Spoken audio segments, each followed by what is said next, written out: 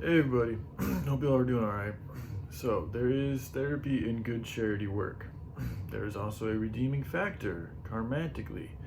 And since the power of God, or love, is, in my opinion, our greatest weapon, the more movements we have like this, the more good work we will get done, which also means more food and things of need available for those in need. Again, it's a multifaceted win-win situation for everybody. In this spiritual battle, love vibrations of higher energies is and will be our shield and spear against the enemy. Now, I think it's important to remember we fight not against flesh and blood, but against spiritual wickedness in high places.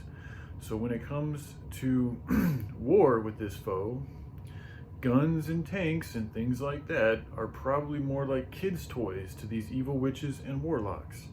Spiritual powers, responsibility, these are vital aspects to this game/puzzle. I have chosen to hold back on speaking on such things. However, times are changing, and I think it's time to start speaking about this stuff.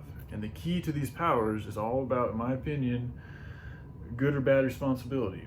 So now that I've shared good 411 and criteria on what I think is good for humankind and a possible solution for Earth, a foundation has been set to steer and stabilize and show one the effects of paying attention to love or evil.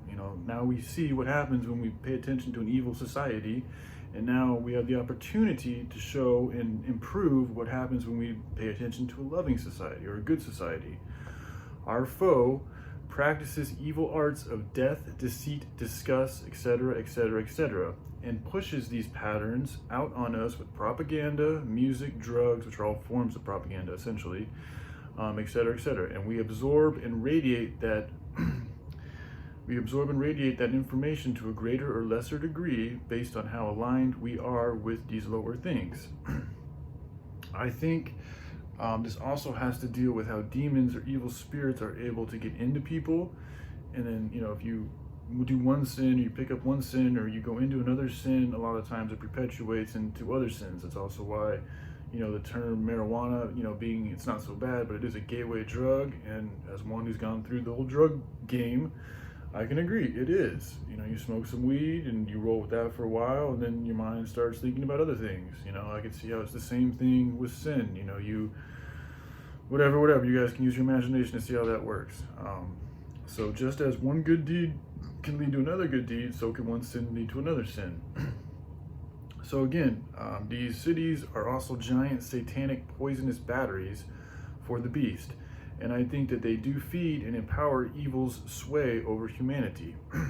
So once we begin to relocate and reorganize and rebuild our infrastructure the right way, which is just in good alignment with nature, and it's all about progress. Everybody's in different states of sickness and well-being and, economics and everything. So we work with where we're at. We just set the goals for something that's better than it is the way that it is here, and also acknowledging all the problems we have and learning from the problems that we have in today's society in the cities and turning them into lessons, continuing to move forward.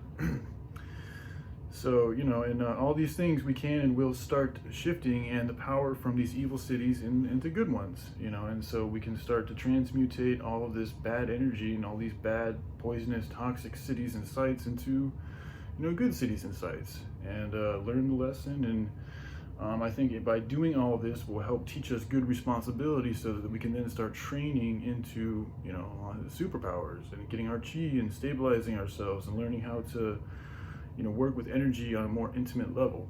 So because I do think at the end of the day there will be a type of battle, for lack of a better word, and it is going to be an energetic battle, but we have to be on the good side of things, which means we have to be taking care of ourselves and the planet.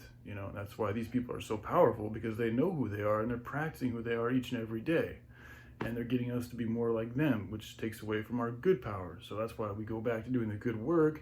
We do the good work, we also get our bodies trained up and healthy, and then as we start to do this, our powers, our good powers, our creative powers will start to manifest. That's what I think and believe. So, all right, I love you all. Have a good day. Bye.